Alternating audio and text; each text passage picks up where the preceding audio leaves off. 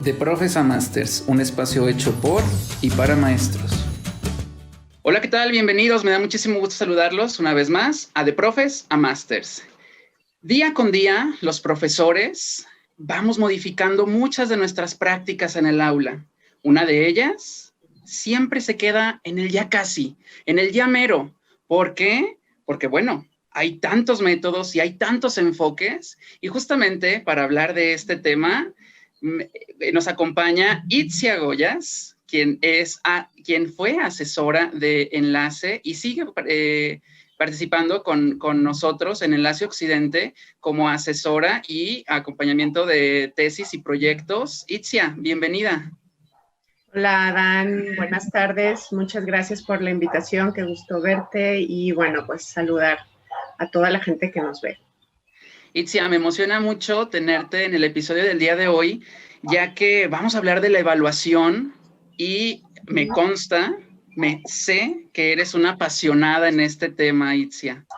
Itzia, ¿en qué momento llega a tu vida o te topas con la evaluación, pero desde un enfoque diferente? No desde el, ay, te voy a poner una palomita, o te voy a poner el 10, o te voy a regañar, o le voy a mandar a hablar a tus papás. ¿En qué momento llega a tu vida la evaluación que tú dices, wow, aquí hay algo que hacer? Ay, qué caray, qué buena pregunta, Dan. Ese sí no me la habían hecho. Como yo me conflictúo mucho con el tema de las fechas y ya entré en una edad en donde pensar en fechas no me apasiona, no te podré seguramente decir el año, pero tal vez te diré con relación a mis experiencias como maestra. Yo creo que fue en el momento en que vi en el aula los exámenes, los quiz que le llamábamos, que acababa de entregarles a mis alumnos, vi estos quizzes en el suelo, ¿no? Y me acuerdo que pensé, dije, caray, no les significa nada, ¿no? O sea, la evaluación no les está dando nada a mis alumnos, no les está sirviendo. Por eso están en el suelo, ¿no? Además de que eran los de 6 y 7, ¿no? Los 10 me parece que sí se los llevaban. Creo que como maestra en ese momento empezó esta inquietud y no ha parado. Y tal vez sí estoy hablando de 12 años, no sé, que esto ocurre. Y en ese momento recuerdo con mucha claridad haberme cuestionado mucho, no nada más la evaluación, sino mi labor, mi función como docente, ¿no? En general. Entonces, creo que ahí nace justo esta pregunta que tú me haces. ¿Cómo hago una evaluación diferente, que tenga sentido? No nada más para mis alumnos, sino sobre todo para mí como maestro, ¿no? Y cómo me doy cuenta de que a mis alumnos les significa la evaluación. Bueno, comentarles a toda nuestra audiencia, Itzia no solamente es asesora, sino que también ella trabaja pues en la Secretaría de Educación. Y pues bueno, Itzia, desde la función en donde estás, te pregunto, y es a lo mejor una pregunta que puede ser controversial, ¿de verdad, Itzia, estamos mal en evaluación? ¿Estamos evaluando mal? ¿O dónde viene la visión a lo mejor pobre que tenemos los maestros? ¿O realmente no es tan pobre y yo estoy a lo mejor juzgando? Híjole, ¿de dónde me sacas las preguntas, Adán? Otra pregunta tremenda y que tal vez no pueda contestar a cabalidad. Mal en educación, mal en evaluación, perdón, no me parece que sea un término justo. Yo creo que todos los maestros hacemos lo que podemos con lo que hemos aprendido. Hacemos lo que podemos con las condiciones que tenemos, porque por un lado tenemos exigencia institucional, no, nuestras instituciones nos piden cosas, nos marcan cosas. El solo hecho de que tengamos que reportar una calificación ya nos marca una línea, ¿no? Y nos pone la mirada en algo. Entonces, ciertamente sería muy injusto decir lo hacemos mal. Yo creo que hacemos lo mejor que podemos.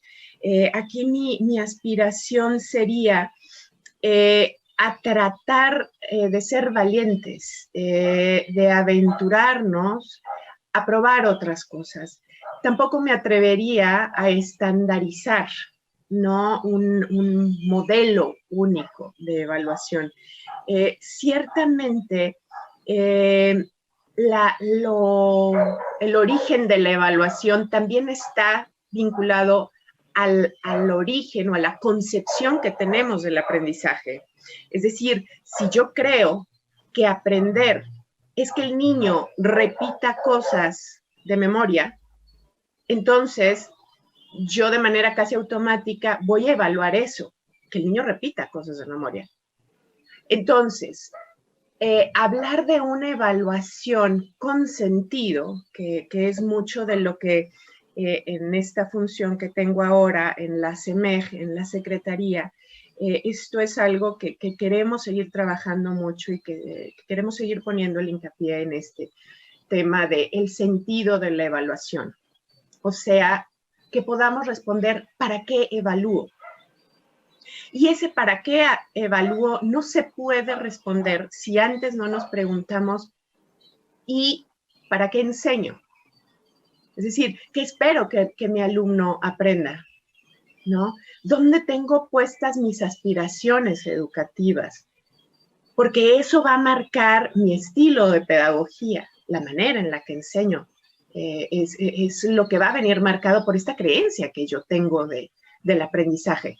Bueno, te repito, si el aprendizaje es repetir y memorizar, bueno, pues entonces yo en mi práctica pues haré cuestionarios, ¿verdad? Y pediré al niño que haga lecturas y que subraye lo importante y que repita lo importante y y que memorice, ¿no? Creo que una de las grandes ventajas, entre comillas, de esta pandemia, digo, más allá de toda la tristeza y el dolor que se ha sembrado, ha sido esto que nos obliga a replantearnos, ¿no? A cuestionarnos el sentido de muchas cosas. Y yo creo que la educación no se escapa de eso, Adán, y yo creo que tú como docente lo has vivido en estos, pues ya casi un año, ¿no? Que llevamos. Una de las dificultades que, por lo que hemos escuchado y las voces que hemos encontrado por parte de los colectivos escolares, es justamente que la evaluación ha sido una gran dificultad en todo este proceso. ¿Cómo evaluamos? ¿No? Y creo que por eso este periodo justo nos representa una oportunidad de replantearnos esta pregunta. ¿Cómo evalúo? Y también, ¿qué estoy enseñando? Más allá de decir si esto está mal o está bien, es preguntarnos, ¿qué necesita el niño saber? ¿Qué necesita mi alumno de verdad? Sí o sí, pues. O sea, ¿qué es aquello que yo tengo que ayudar a que suceda, ¿no? En este periodo, en este ciclo escolar, para que mi alumno pueda seguir otros procesos cognitivos más adelante, ¿no? Excelente, Itzia, porque justamente lo que yo quisiera preguntarte, para que conectaras con toda nuestra audiencia, que me imagino ya estamos pues súper emocionados con lo que nos estás diciendo. ¿Hay alguna clave en especial, Itzia? ¿Cómo podemos resignificar entonces la evaluación desde nuestra función docente? Claro. Híjole, no te puedo dar una fórmula, aunque me encantaría.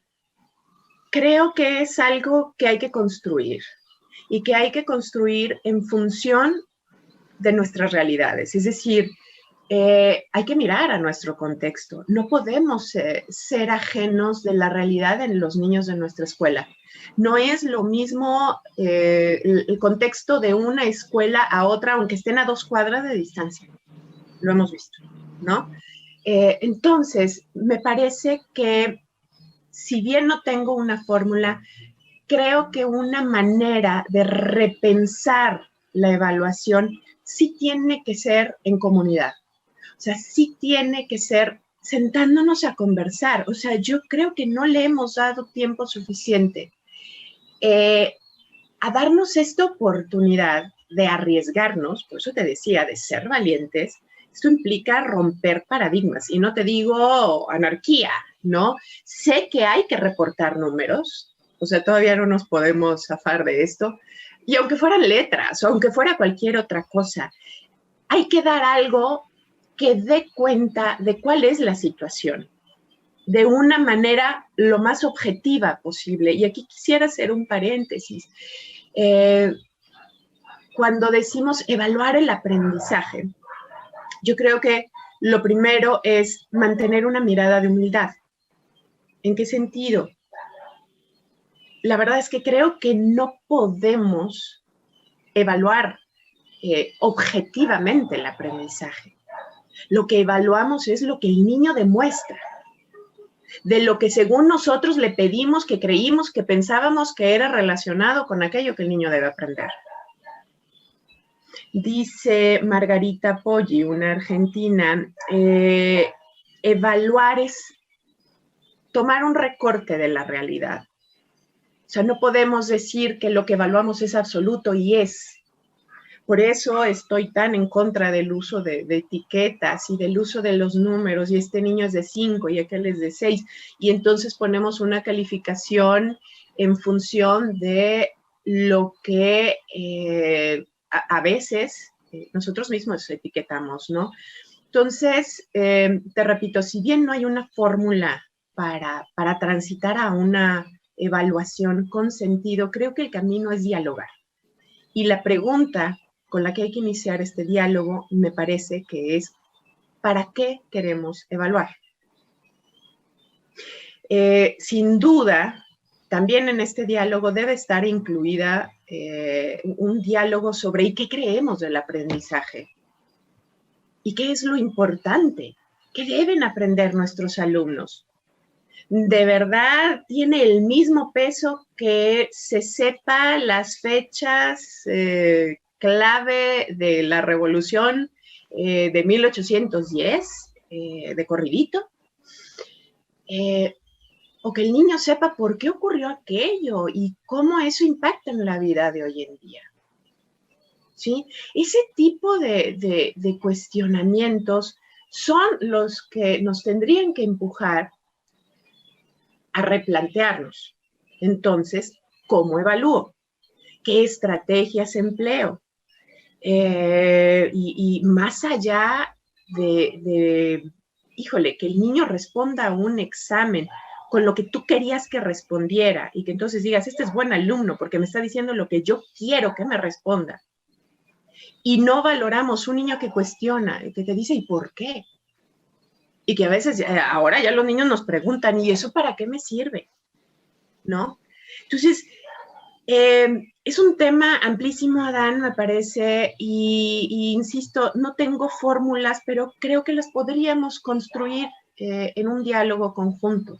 Y que ya con el hecho de empezar a dialogar sobre eso, estoy segura que en cada colectivo, en cada comunidad educativa, van a surgir maneras y van a surgir propuestas y va a ser una ya sabes, prueba, error, ensayo continuo. Yo les digo a mis alumnos en posgrado, a mis alumnos de la materia de evaluación, les digo, y jamás nos va a quedar la evaluación perfecta.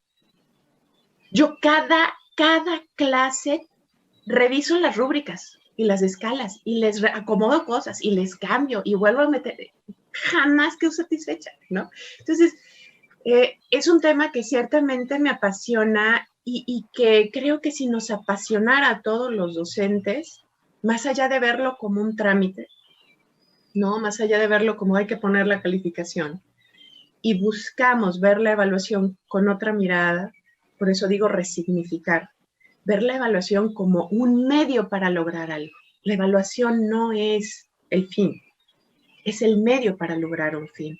La boleta de calificaciones no puede convertirse en el fin de los papás para presumir que el niño es de 10. La boleta se tiene que convertir en un medio para conversar con los papás y decir, esto es lo que necesitamos de ustedes para que nos ayuden en el proceso formativo del niño. Creo que ya me decía un montón, ¿eh? No, me encanta porque yo como docente me acabas de regalar algo que es tan valioso y que yo en toda mi práctica he también apreciado. Considero que los papás se preocupan justamente por entregar un número y también los maestros nos presionamos porque los números se eleven en nuestro grupo. Pero cuando ofertamos también en esa boleta, a lo mejor una cualidad, ¿no? Lo que llamaríamos a lo mejor los aspectos cualitativos de mi evaluación. Tenemos ya varias reformas en donde hemos incluido el término de la evaluación formativa, ¿no? Claro. Más allá de que sea, como decías, ¿no? Que la evaluación no es el fin, es el medio, ¿no? Entonces, veíamos en capítulos anteriores del podcast un momento del método ELI, que era el de evaluación, pero lo veíamos justamente como un paso para seguir planeando, ¿no? O sea, necesitamos evaluar para volver a planear. Y tú el día de hoy también nos regalas el hecho de, ok, no hay una clave, no hay una fórmula, pero ¿cuáles sí existen las posibilidades? Conoce tu contexto, conoce tu grupo, conoce a tus alumnos. Y yo creo que ellos mismos te van dando la pauta, ¿no? A que tú vayas como evaluando. Y la verdad es que este tema, como bien decías, seguramente nos abarcaría para otros programas, que seguramente, Itzia, sería un honor que nos pudieras acompañar, porque ahorita se me estaban ocurriendo tantas más preguntas, tantos más temas que tienen que ver con la evaluación, pero bueno, Itzia, te agradezco mucho el tiempo. Me gustaría que te despidieras de toda nuestra audiencia, conectando con ellos, dándoles un mensaje acerca de lo que sería la resignificación de la evaluación. Muy bien. No, hombre, pues muchas gracias, Adán, por la invitación. Y híjole, yo como maestra y también como parte de esta experiencia de dar clases en pandemia, hoy más que nunca reitero la importancia de la evaluación. Y en este proceso sí los invito, ¿no?, a resignificar. ¿Qué es la evaluación para mí? ¿Para qué la quiero? ¿No? Y una vez que tenga eso resuelto, ya hablamos de los cómo, de las estrategias, como tú dices, Adán, podemos vernos en otros podcasts para esas cosas. Los invitaría a leer todo lo que está saliendo hoy en día. Hay mucha información.